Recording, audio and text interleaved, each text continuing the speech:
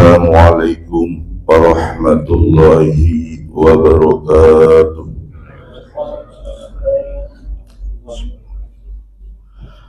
Alhamdulillahilladzi hadana lihadza wa ma kunna linahtadiya laula an hadanallah. Wassalatu wassalamu ala sayyidina al-muhtar wa ala alihi wa sahbihi al-ahyar, amma ba'du.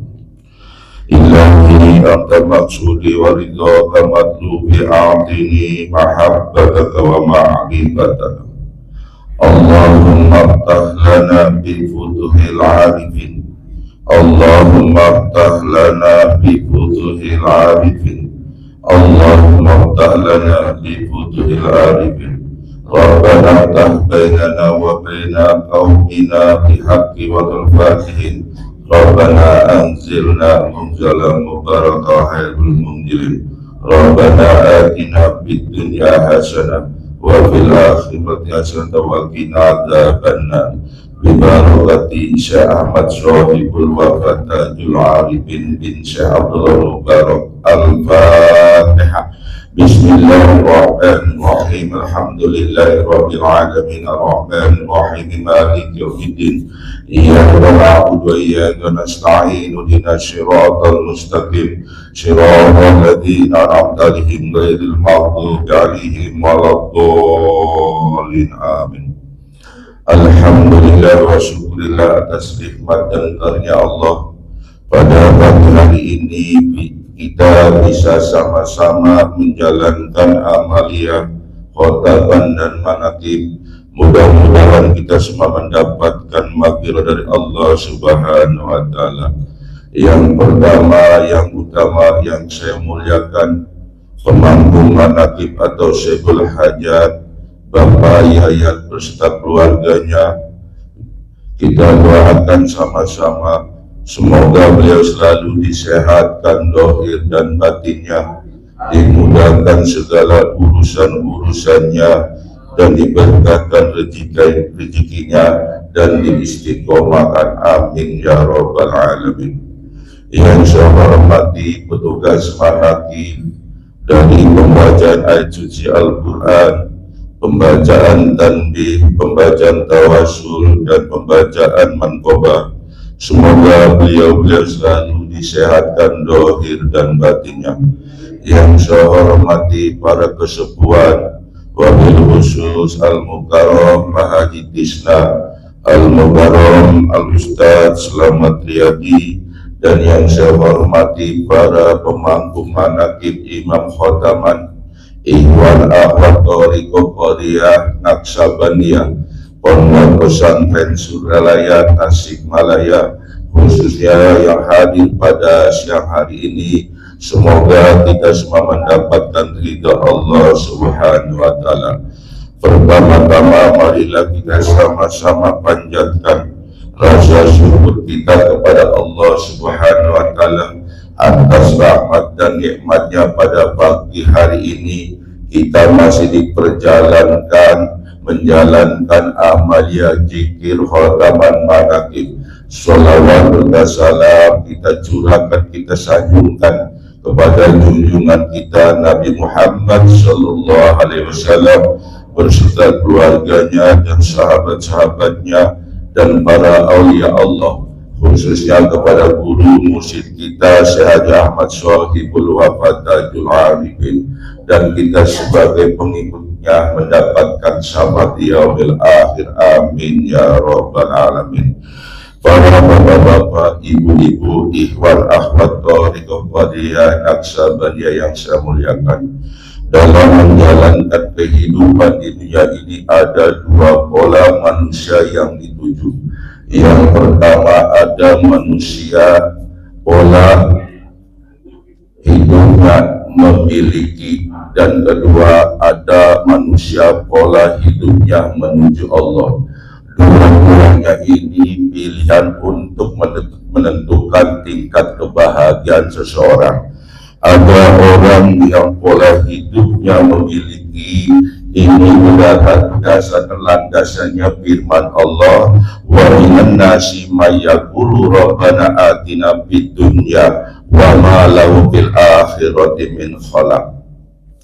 Di antara manusia ada yang berdoa, Rabbana ya Tuhan kami, atina fid dunya, berkailah kehidupan kami di dunia, wa ma lahu fil akhirati min khalaq, dan dia di akhirat tidak mendapatkan apa-apa. Ini pola hidup manusia yang memiliki. Dia merasa bahagia kalau dia memiliki sesuatu. Dia merasa bahagia kalau memiliki uang banyak. Dia merasa bahagia kalau memiliki harta, rumah mewah, jabatan. Dia merasa bahagia kalau dia memiliki status sosial tinggi di masyarakat. Karena tadi yang dia tuju hanya dunia. Kalau dunia tujuannya kebenaran. Kata Allah, kalau tujuannya sebatas dunia, ma indakum, apa yang kamu miliki tidak akan kekal. Tapi kalau kata Allah, wa ma indallahi baq, apa yang di sisi Allah akan kekal dan abadi. Inilah pola hidup yang tujuannya memiliki hanya dunia yang kejar. Ada pola hidup kedua, orang menuju kepada Allah, tujuannya kepada Allah. Ini berlandaskan firman Allah, wa may yaqulu rabbana atina fid dunya hasanah wa fil akhirati hasanah wa qina adzabannar. Dan di antara mereka ada yang berdoa, Rabbana ya Tuhan kami, berikanlah kami kebaikan dunia. Apa kebaikan dunia itu? Diberi kesehatan, dimudahkan rezekinya, hidupnya senang. Ini kebaikan dunia. Wabil akhirati, dan kebaikan akhirat. Apa kebaikan akhirat itu? Kita dimasukkan dalam surganya Allah. Wa minna adzabannar, dan kita terhindar dari neraka, dari panasnya api neraka. Itulah orang yang menuju kepada Allah. Nah, dua-duanya ini pilihan. Makanya ketika kita amalia, kita zikir, khotaman, manaqib, aktivitas kita, guru kita sudah mengajarkan, ilahi angka maksudi, ya Allah engkau yang aku tuju, warido matludi, hanya ridhomu yang aku cari. Bukan ridhonya manusia, tapi yang kita cari ridhonya Allah, Pak. Ridhonya manusia belum tentu ridhonya Allah, Pak. Tapi kalau kita tuju ridhonya Allah, insya Allah, Pak, bahagia dunia akhirat. Kalau kita mencari ridhonya manusia, Pak, cilaka. Kita ini di dunia, kalau kita tidak mendapatkan ridho dari Allah, mau kemana hidup kita ini? Mau dibawa kemana arah kehidupan kita ini? Dunia ini milik Allah, makanan yang kita makan milik Allah, udara yang kita hirup milik Allah, bumi yang kita injek milik Allah. Terus mau kemana kalau kita tidak mendapatkan ridha Allah? Makanya guru musik kita, Syekh Haji Ahmad Shahibul Wafat Tajul Arifin, mendidik kita ini dididik menuju jalan kepada Allah, dididik mencari ridha Allah. Jangan sampai ibadah kita, amalan-amalan baik kita ini tersirat dengan kepentingan dunia. Ini, Pak. Makanya kalau kita telah amalia di pondok pesantren, di bab amalia sholat nggak ada, Pak, doa spesialis, doa rezeki apa nggak ada. Habis sholat tahajud, habis tahajud apa ini? Ternyata, Pak, kalimat la ilaha illallah ini sudah mewakili kebutuhan kita, doa-doa kita, hajat-hajat kita. Ini ternyata guru musik kita memberikan ilmu kepada kita, bukan teori lagi, langsung praktek, Pak. Makanya bab toreko bukan banyak mengaji Pak. Kalau ilmu syariat pemahaman baru banyakin kajian ngaji Pak. Tapi kalau di bab toreko yang diamal itu Pak yang akan menerangkan kolbu kita, yang akan membersihkan hati kita. Jadi di bab toreko amalia Pak. Walaupun ditalkin berapa kali Pak, kalau amalnya kendor, zikir 3 terus ya nggak bakalan menaikkan kerohanian kita Pak. Makanya Abah itu apa? Mendidik muridnya langsung praktek supaya ibadah kita, perbuatan apapun soda amal kita Pak hanya kepada Allah tujuannya itu. Karena kan Pak, kalau kita lihat baca kitab para aulia Allah, ternyata Pak luar biasa Pak. Kenapa Abah menyuruh kita semua kepada Allah supaya ada terlintas di hati kita? Apa? Ternyata salah satu tasbihatul amali minal qudrat, kemudian amal dari berbagi kotor-kotoran. Apakah kotor-kotorannya? Ini kotorannya ini yang melintas di dalam diri kita. Ketika kita hadir manaqib khotaman, datanglah itu apa lintasannya, supaya usahanya lancar, dunia supaya banyak. Inilah toreko Pak. Kalau kita belajar toreko tujuannya supaya banyak usaha lancar, salah bertoreko Pak. Dan membersihkan kolbu. Makanya kemudian amal-amal dari berbagai kotor apa itu? Salah satunya dikotori dengan penyakit ria Pak. Ria itu apa? Pamer, sombong. Kadang-kadang kita zikir khotaman rajin kemana-mana, timbulnya hawa datang kepada dirinya, merasa paling rajin, merasa dirinya ustaz, merasa dirinya pengurus. Itu Pak yang akan merusak keikhlasan kita, yang akan merusak dalam diri kita. Makanya Abah tanamkan semua Pak, jangan sampai kemudian kebersihan amal-amal kita ini dikotori dengan penyakit-penyakit itu.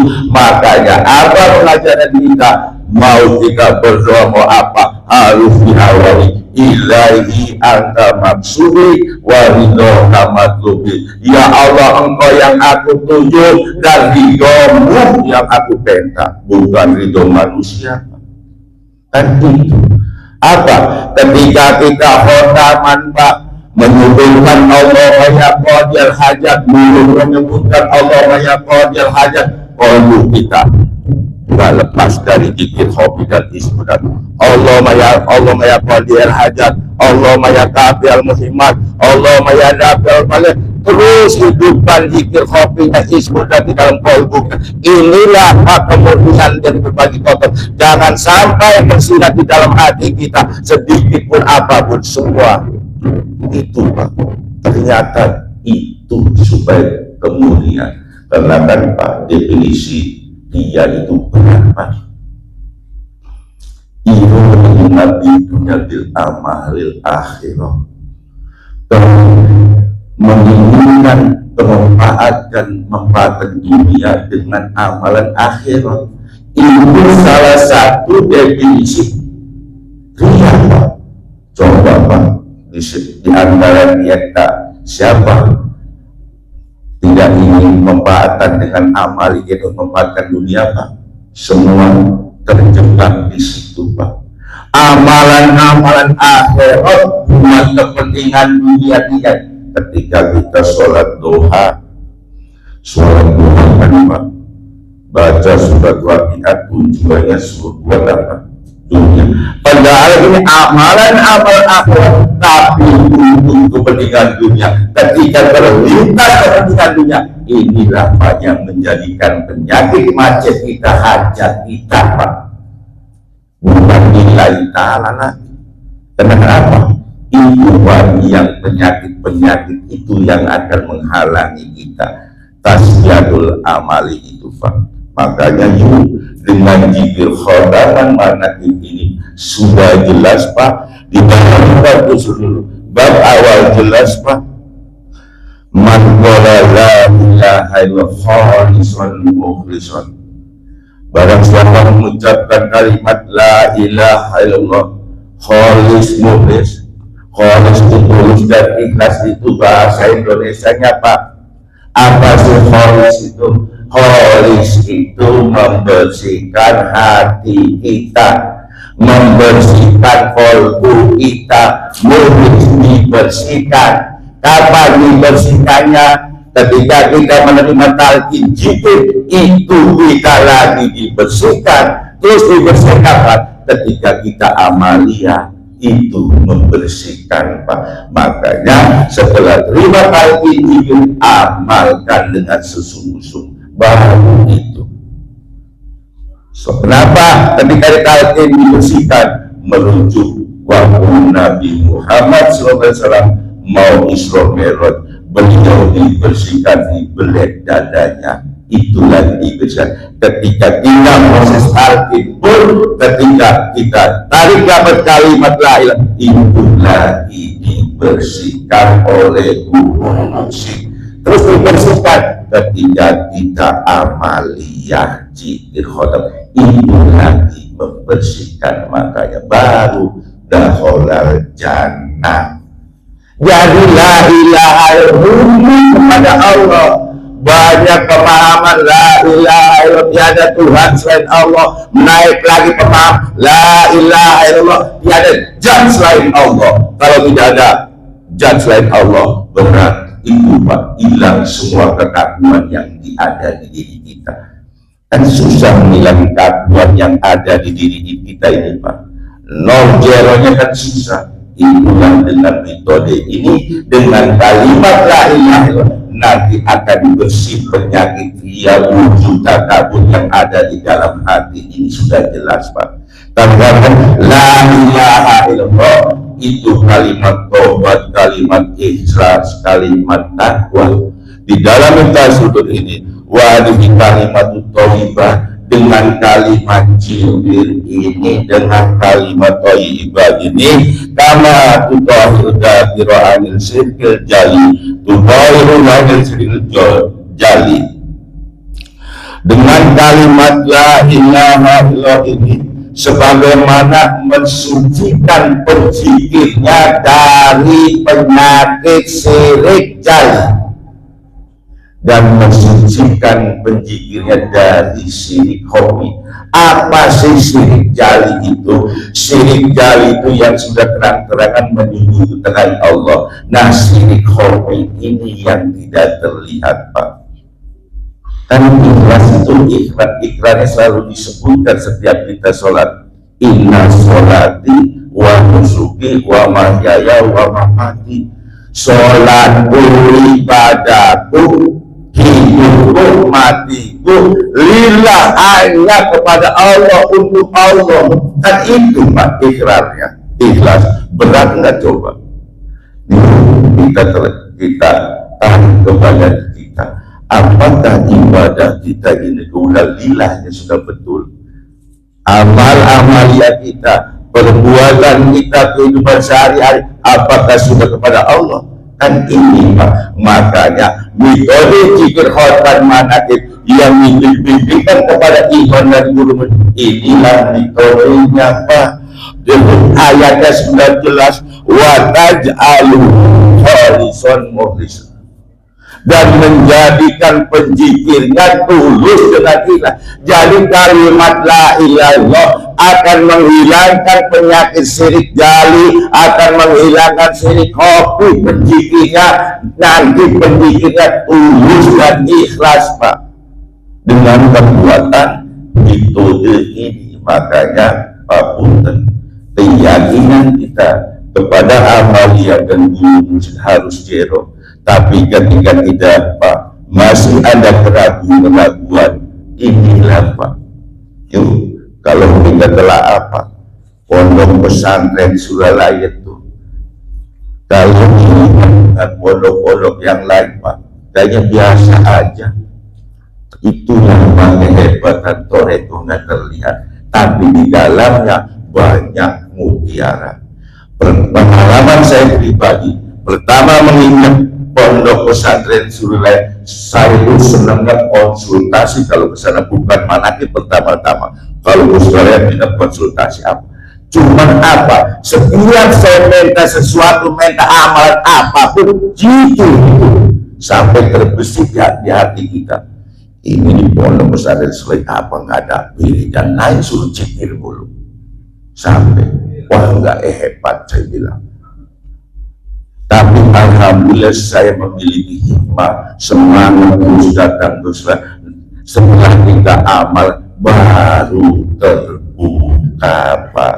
Ternyata kalimat la ilallah ini di dalam kitab Alkitab, la ilaha illallah sudah mewakili hajat-hajat kita, sudah mewakili kebutuhan-kebutuhan kita, sudah mewakili asmaul husna 90 di kalimat la ilaha illallah. Makanya zikir khotaman apapun yang disebut ketika kita gerakan badan kita sedang apa dibarengi dengan ismu dan zikir, itu baru Pak amalan kita, baru murni amalan kita. Tasbihatul amal itu kemuliaan amal kita itu di situ, tidak ada dimasukin lintasan-lintasan ujub riasir itu Pak.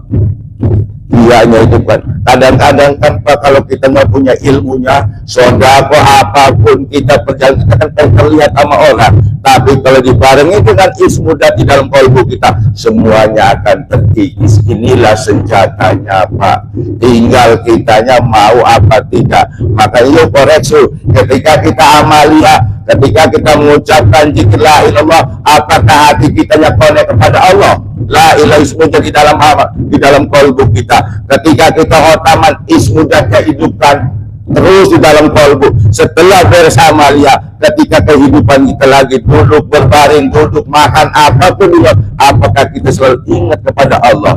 Ini Pak yang harus kita terapkan. Inilah tujuan kita supaya selamat sesuai tadi yang Qori dibaca, Fadkuruni adkurukum. Barang siapa yang mengingatku, aku pun bersamanya, kata Allah. Coba ketika kita di saat salatul maut, hati kita tidak goplah mengingat Allah, berarti kita meninggal bersama Allah. Itulah yang diterima Pak. Kan itu tujuan dunia dan akhirat. Kejar akhirat, dunia akan mati. Dunia ini ladang kita untuk beramal, kita perjalanan kita menuju akhirat. Makanya kuatkan di amalia Pak. Kita amalianya kendor, kebanyakan zikir 3 kodot, terus kita kebanyakan dengar ceramah kesono kemari, amalia selalu ditinggal punten yang masuk di dalam diri kita sebatas pemahaman, tertinggal pemahaman masuk ke alam pikiran kita, tidak ada timbulnya apa, menurut saya begini, menurut Solo begini, timbulnya yang ada apa, perdebatan, perbedaan. Ketika kita zikir sudah nyampe ke rahasia Pak, baru walaupun ada yang perbedaan ngomong tidak punya Pak, tapi kalau zikirnya belum nembus sampai ke rahasia kesir kita, masuknya ke alam pikiran Pak, itu aja. Makanya dengan supaya tembus ke alam sir kita Pak, kuatkan amalianya. Ilmu ada 4 Pak, ilmu syariat, ilmu tarekat, ilmu hakikat, ilmu ma'rifat. Ilmu syariat dengan ilmu tarekat, karena kan tarekat ini banyak perbuatan berbuahnya, digabunglah tarekat dengan syariat disebut ilmu syariat. Hakikat dengan ma'rifat disebut ilmu hakikat dan ma'rifat. Ini itu bagian urusan ke dalam kita. Syariat, tarekat, hakikat. Makanya naikkan Pak, zikir dari lupa, dari 12 zikir ingat. Itu kalau udah naik berarti sudah naik Pak, dari alam mulki, malakut, jabarut, laut. Apa sih alam mulki? Ketika kita zikir, mulut kita zikir, hatinya borak masuk di dunia terus. miliarnya juga kita zikir supaya dunia banyak, kita zikir supaya ini masih di alam mulki Pak, belum naik. Kan saya naikkan Pak ke alam mulki malakut. Apa malakut itu? Itulah toriko kita. Ketika kita jujur amalia hatinya itu sudah naik Pak sebenarnya alam mulki tanpa disadari. Sudah lupa sebabnya baru dari mulki jabaran takut Pak. Kalau sudah sampai ke alam jabaran lalu sudah enggak itu Pak, makrifat yang kepada Allah itu tidak boleh. Makanya ilmu syarif dohir jismani rohani sultan ilmunya ilmu syariat, ilmu tariqat, ilmu hakikat, ilmu makrifat. Alamnya alam mulki malakut jabarut lahut jismani rohani sultan itu dengan metode ini nanti Pak akan masuk meresap ke dalam kita Pak. Itu sudah jelas ini malam sudut kita sudut ini dengan zikir la ilaha nanti kita akan dikosongkan dari sifat-sifat binatang hewani Pak. Dengan kalimat la ilaha nanti kita akan menyaksikan kegaiban apa kegaiban makrifat kepada Allah, bukan gaib hal yang lain.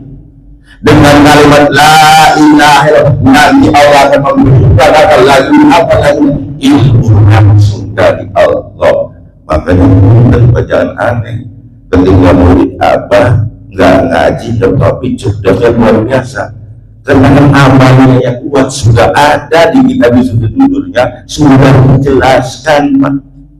Kadang-kadang saya tanpa sadar ngobrol sama salah satu iman, dia tidak ngaji tapi dia amalnya kuat. Ketika kita bicara yang dibicarakan apa Pak? Itu sebab makrifat yang ada di dalam kitab, kan tanpa sadar Pak. Ilmu pemberian Allah langsung yang masuk. Makanya yuk mulai sekarang introspeksi diri, muhasabah diri, buatkan amalia, hilangkan lintasan-lintasan niat-niat yuk kita lurus saja ilahi anta maksudi. Walaupun kita punya hajat apapun betul semua sudah diwakili dengan kalimat la ilaha illallah. Hebat penggunaan musik kita, musik luar biasa Pak ini. Sekelas kita pun tanpa kalau tidak dipertemukan dengan guru musik, hidup kita itu menimba kemana Pak? Untuk mengingat Allah itu kayak seperti gimana Pak? Saya pribadi sebelum kita jadi mengamalkan ini, ketika kita sholat Allah Akbar yang terlintas itu tulisannya Pak, Allahnya yang terlintas tulisannya alif lam lam ha. Apakah itu Tuhannya Pak? Yang kita bayangkan kan dulu tulisan Arabnya, padahal itu makhluk Pak, bukan Allah. Apakah kita tulisan Allah ada? Apakah Tuhan itu? Kan bukan. Dengan kekuatan amalnya nanti pemahaman kita akan terbuka, ternyata bukan itu Pak. Kalau kita masih menyembah kepada kan masih menyembah makhluk Pak. Nah setelah belajar ketemu dengan guru musik, pemahaman itu bergeser Pak. Ini kan luar biasa. Makanya yuk selagi kita diberikan kesehatan, yuk kejar ada manakib di mana zikir khotamah. Walaupun murid akan ketika itu ada yang mengatakan ke pondok pesantren Suralaya ke Abanom, murid-murid Abanom nggak pernah ngaji pikiran manakib katanya.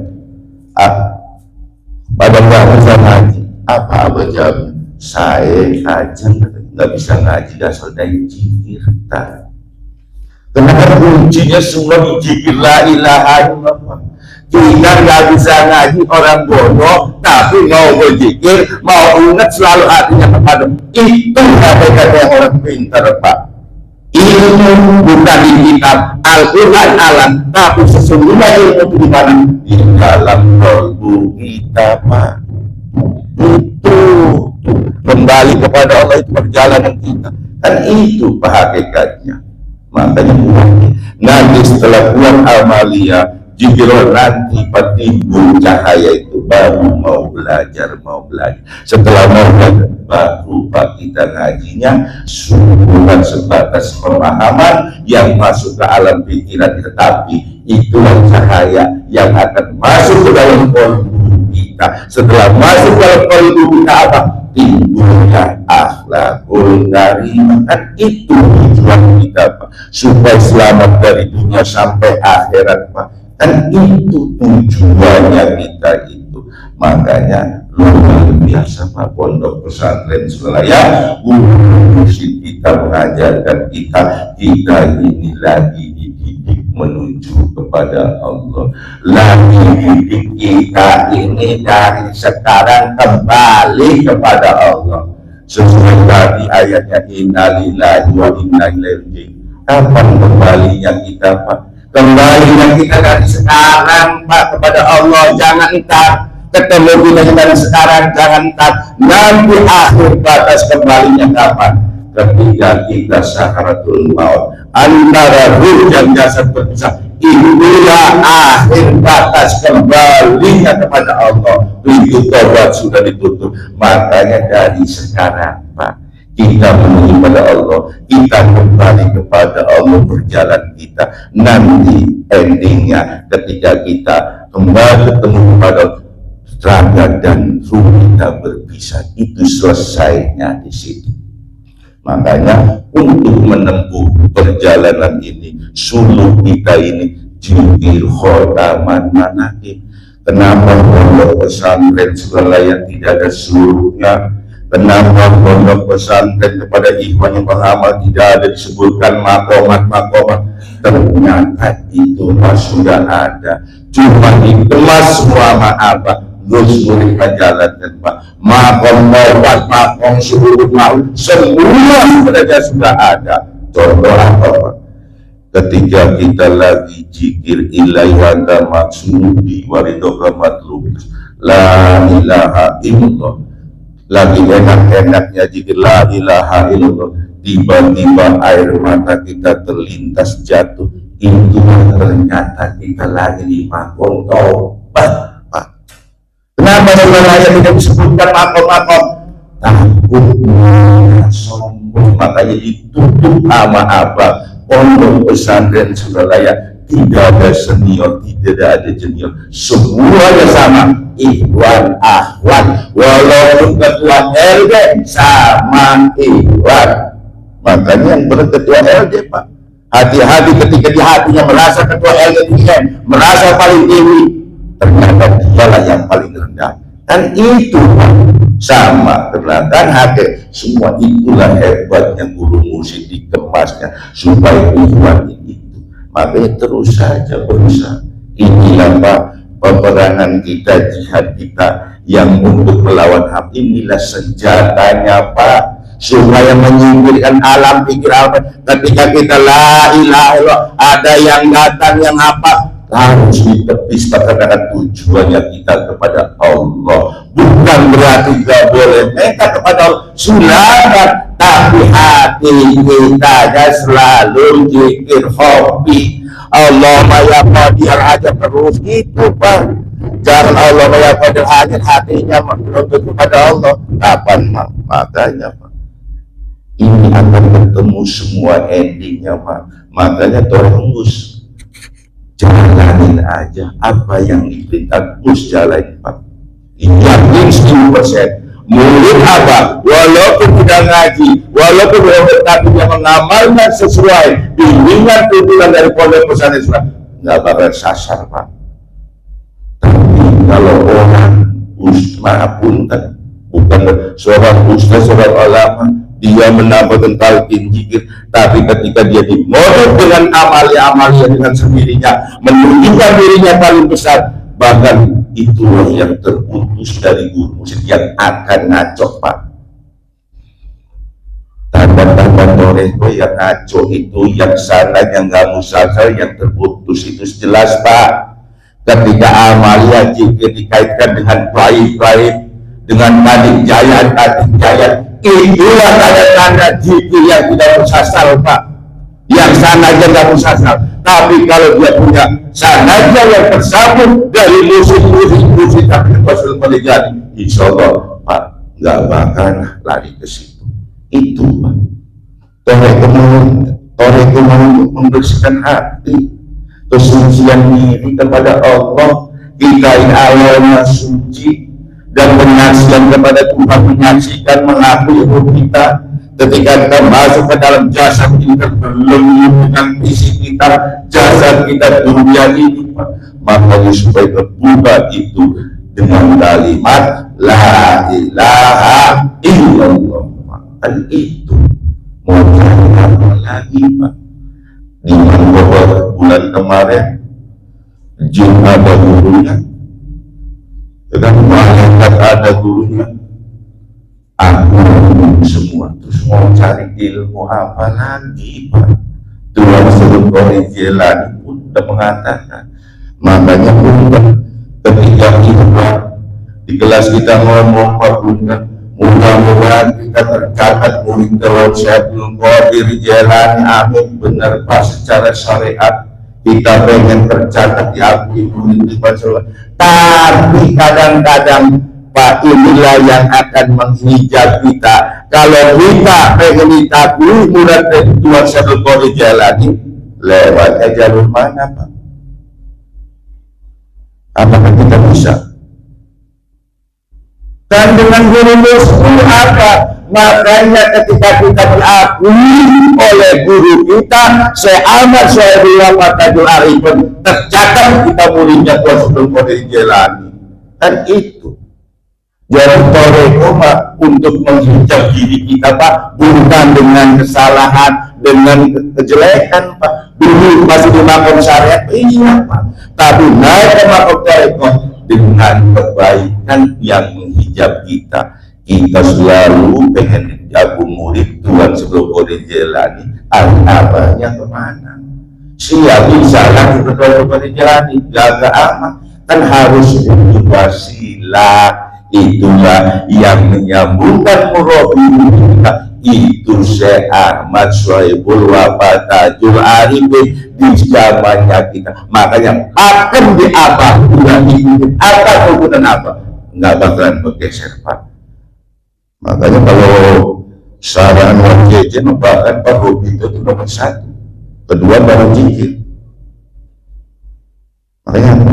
Kita mau apa, mau zikir begitu hobi itu ke guru musik, mulai yang akan menyambungkan kita Pak, itu baru zikir. Dan itu makanya yuk buatkan, tingkatkan amalia, zikir khotaman manakibnya, dan sholat sunnahnya Pak. Mungkin Bapak Ibu semua merasakan Pak, dan Bapak zikir pakem di 165, terus ada yang zikir 305 Pak, bahkan pun beda terasanya Pak, hawa nutrisinya beda Pak. Ketika kita zikir naik dari 165 203, beda Pak, rasa badan juga. Ketika kita zikir 3 terus Pak, sholat jadi enak, makin berat badan Pak. Karena itu penyakit yang menutup harian kita. Makanya satu-satunya Allahumma paksakan Pak.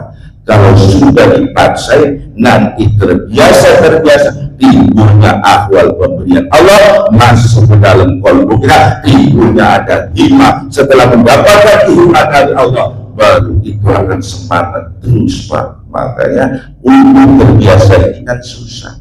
Dulu kita sebelum kita zikir Pak, pemikiran kita zikir 165 itu kan berat setiap sholat. Tapi kalau kita sudah terbiasa, dipaksa, biasa Pak. Dan sholat sunnah pun harus dipaksain dulu sekelas kita Bapak. Kadang-kadang sekelas kita diuji dulu dengan dikasih musibah, ujian, coba, baru ingat kepada Allah. Ketika kita lagi enak, lupa kepada Allah, itu teguran kita. Makanya yuk mulai sekarang introspeksi diri, muhasabah ini sudah sampai di manakah posisi diri kita ini. Apakah kita ini lebih baik dari kemarin? Apakah lebih buruk dari kemarin? Terus puasa ini dengan kalimat la ilallah, dengan mitologi ini akan mengikis penyakit-penyakit kotoran kita, untuk akan hilang. Bahkan dengan kalimat la ilallah akan dikosongkan hati kita dari unsur-unsur. Dengan kalimat la ilallah akan terbuka, akan disikapkan keajaiban-keajaiban Allah itu akan ditunjukkan. Dengan kalimat la ilaha illallah akan mendapatkan laduni itu. Nanti otomatis Allah langsung yang akan memberikan ke dalam hati kita pemahaman-pemahaman tentang kalimat la, pemahaman-pemahaman tentang ma'rifat, pemahaman-pemahaman tentang hakikat. Nanti Pak itu akan ketemu. Makanya kuncinya jinggir khotar ramadan, ini tugas kita, ini yang diajarkan dari buatkan di amalnya, Pak. Yang kata orang akan terus saja, yang penting kita tidak mengatakan orang lain, sesuaikan, tidak boleh meriksa murid orang lain, tidak boleh menyalahkan orang lain, tapi kita kenapa sesama murid masih sama-sama koreksi, masih sama-sama menyalahkan, masih merasa paling benar. Ini pihak ketiga, Pak. Apa tidak awal nafsu setan yang masuk di dalam diri kita itu, Pak.